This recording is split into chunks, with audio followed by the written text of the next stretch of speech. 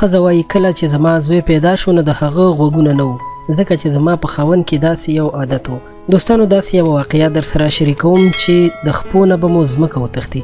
سلامونه او احترامات قدرمنو دوستانو، امید لرم چې ټول به روغ جوړ یاستئ.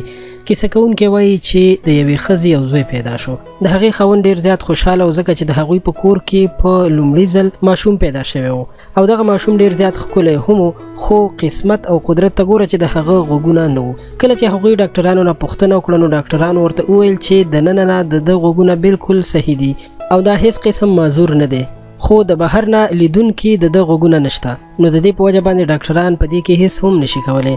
هغه یو وړوکی او ښکلی ماشوم او د ده مور په هغه وخت کې پوه شوې وه چې د ده زوی به د خلکو په وړاندې په نارمل طریقه باندې زندگی نشي تیرولی، بلکې د ده لپاره به ډېر زیات ناممکن وي او خلک به په ده ټوکې او مسخرې کوي.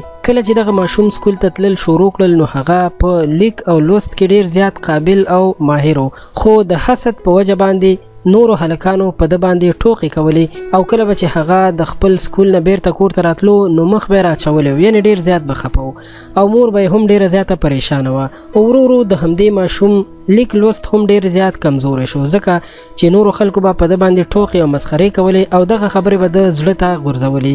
بیا چې کله دا کالج ته ورسېدو او کالج یې هم پاس کړو، د هغې نه وروسته پوهنتون یعنې یونیورسټۍ ته یې تلل شروع کړل، خو دا به چې هر چېرته تلو خلکو به په ده مذاق او ټوکې کولې.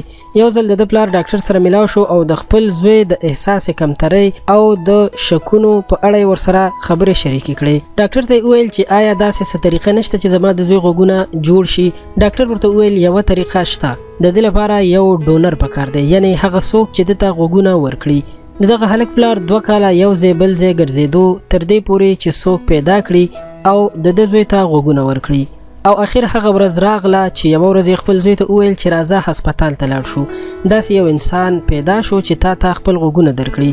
د ده زوی ډېر زیات خوشحاله شو او ورته ویل چې دا عظیم او لوی انسان څوک دی، خو پلار یې ورته وویل چې زویه زه یې منې کړی یم چې ما به چاته نه ښیي او بس داسې وګڼه چې دا یو راز دی. اخر د دغه هلک اپریشن یعنی عملیات ډېر په کامیابۍ سره ترسره شول او هغه په لیدلو کتلو کې بالکل د نارمل انسان په شانتې په نظر راتلو. ورو ورو د هغه لیک لوست هم ډېر زیات ښه شو او هغه په ډېرو بهترینو نمبرو باندې پاس شو او د یو ښکلي او ښایسته زندګۍ شروع یې وکړه. بیا د هغه واده وشو او بچي پیدا شول.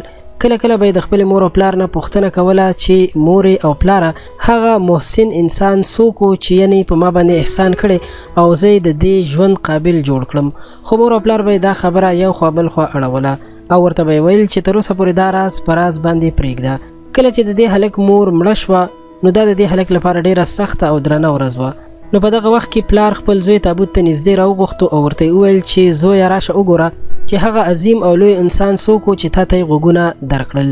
پلار یې د مور د غوږونو اړخ ویښته یو طرف ته کړل او ورته یې وویل چې وګوره ستا د مور غوږونه اوس نشته.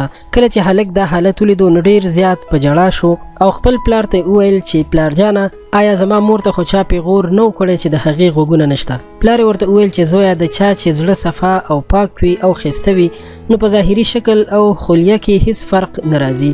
هلک اوس پوه شو چې د ده مور به ولې هر وخت ویښته خلاص پرېښودل. په دې باندې هلک نور هم په ژړا شو او د مور په مرګ باندې تر ډېره حده خفګان او ژړا وکړه. دوستانو رښتیا هم مور هغه هستي ده چې د خپلو بچو لپاره هر قسم سختي په ځان تېروي. که ویډیو مو خوښه شوې وي مهرباني وکړئ لایک یې کړئ او له نورو ښایسته ویډیوګانو لپاره در سره زموږ چینل سبسکرایب کړئ چې زموږ د هرې نوې راتلونکې ویډیو خبر تاسو ته درکړل شي. تر بلې ویډیو درنه اجازت غواړم. د الله په امان.